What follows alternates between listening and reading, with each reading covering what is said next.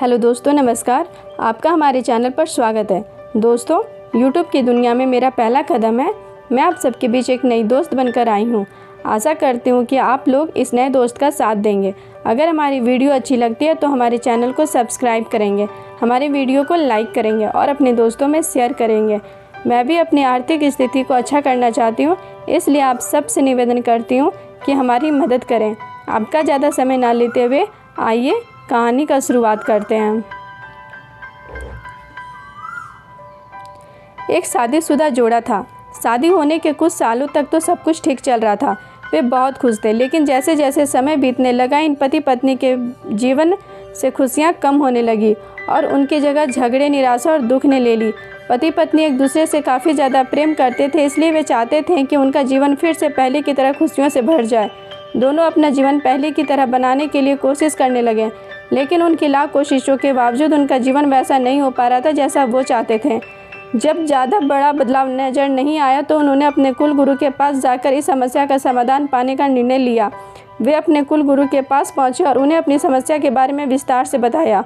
उनकी बात सुनने और समझने के बाद कुल गुरु ने उन्हें एक उपाय बताते हुए कहा कि अगर आप दोनों किसी ऐसे जोड़े को खोज लेते हो जो संपूर्ण रूप से खुश है, तो उसके कपड़े का एक टुकड़ा ले लेना। बस उसी दिन से आपका जीवन बदल जाएगा और आपको वैसा जीवन मिलेगा जैसा आप चाहते हैं। पति पत्नी इस उपाय को सुनकर खुश हो गए।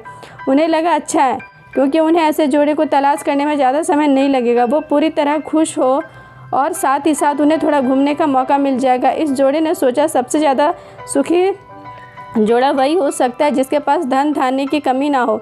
इसलिए उन्होंने सबसे पहले अपने राजा और रानी को मिलकर उनसे पूछना बेहतर समझा, क्या वो संपूर्ण रूप से खुश हैं या नहीं। दोनों ने किसी तरह राजा और रानी को एक बार उनसे मिलने के लिए राजी कर लिया। जब वे दोनों राजा रानी को मिलने गए तो उनका काफ़ी अच्छे से स्वागत किया गया और खाने पीने को भी अच्छे से खाना खिलाया गया। वे दोनों राजा रानी के साथ में बैठे थे, तब मौका देकर उन्होंने राजा रानी से पूछ लिया कि क्या वो अपने जीवन में खुश हैं। राजा रानी दोनों ने कहा कि हाँ बिल्कुल, वे दोनों जीवन में खुश हैं। राजा रानी का जवाब सुनकर जोड़े को खुशी हुई, लेकिन फिर भी उन्होंने आगे बढ़कर पूछा, क्या आप दोनों मेरी तरह खुश हो? यह सवाल सुनकर राजा रानी के चेहरे पर थोड़ी सी उदासी छा गई। राजा ने कहा, हालांकि भगवान ने हमें जीवन में हर वस्तु दी जिसकी ज़रूरत होती है, या यूँ कहूँ कि ज़रूरत से ज़्यादा ही दी है, लेकिन एक संतान सुख अब तक हमें नसीब नहीं हुआ। राजा का जवाब सुनकर जोड़े को पता चल गया कि वे संपूर्णतः सुखी नहीं है। उन्होंने अपना सफ़र आगे जारी रखा। उन्हें पता चला कि दूसरे राज्य में एक बहुत धनी सेठ है। इस सेठ के पास धन दौलत के साथ साथ बाल बच्चे भी थे, इसलिए उन्होंने उनसे जाकर पता करना चाहा कि क्या वह पूर्णतः सुखी हैं या नहीं। उनके घर पर 1-2 दिन रहने के बाद यही सवाल उनसे पूछने पर सेठ और सेठानी का कहना था कि सब कुछ होते हुए भी वह पूर्ण रूप से सुखी नहीं है, क्योंकि उनके 4-5 बच्चों को संभालने का उनका पूरा वक्त चला जाता है और उन्हें जीवन में बाकी सुख भोगने के लिए समय ही नहीं बचता।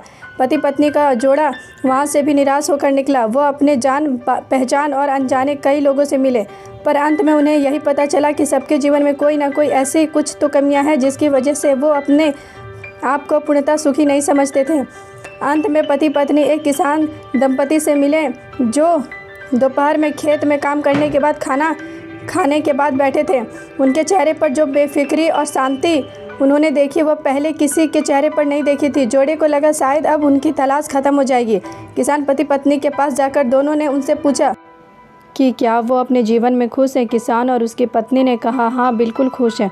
जोड़े ने किसान से अपना अगला सवाल भी किया, क्या वो जीवन में पूर्णतः खुश है। किसान ने मुस्कुराते हुए कहा, हाँ बिल्कुल, दुखी होने के लिए उसके पास कोई कारण ही नहीं है। ऐसे ही हर तरह से सुखी दंपति की तलाश कर रहे जोड़े ने जब खुश होकर अपने सफ़र और कारण के बारे में बताते हुए किसान से उसके कपड़े का एक टुकड़ा मांगा, तब किसान चिंतित होकर बोला कि अगर उसके पास एक से ज़्यादा कपड़े होते तो वह ज़रूर उन्हें अपना कपड़ा फाड़ कर दे देते। इसका यह मतलब था कि किसान भी पूरी तरह से खुश नहीं था, क्योंकि उसको चिंता थी कि अगर उसका कपड़ा फट गया तो अगले दिन वह क्या पहनेगा। अपनी खोज में पूरी तरह असफल हो चुके पति पत्नी को आखिरकार ये समझ में आ गया कि पूर्णतः सुखी और खुश इस संसार में कोई भी नहीं है। ये हमारे विचार ही होते हैं जो हमें किसी वस्तु को लेकर सुखी या दुखी, खुश या नाखुश करते हैं। जैसे कि संतान ना होना किसी को दुखी करता है तो किसी को इंसान और वो शरारत करते हैं कि ये विचार दुखी करते हैं।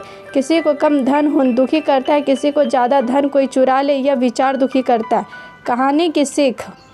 इस कहानी का निष्कर्ष आप ऐसे निकाल सकते हैं कि आप कितने खुश या सुखी हो सकते हैं यह पूरी तरह आप ही के हाथों में। आप जितना चीज़ों या सिचुएशन के प्रति सकारात्मक विचार रखते हैं, आप अपने आप को उतना ही सुखी और खुश होने में मदद करते हैं। दोस्तों, कहानी कैसी लगी कमेंट बॉक्स में ज़रूर बताइएगा।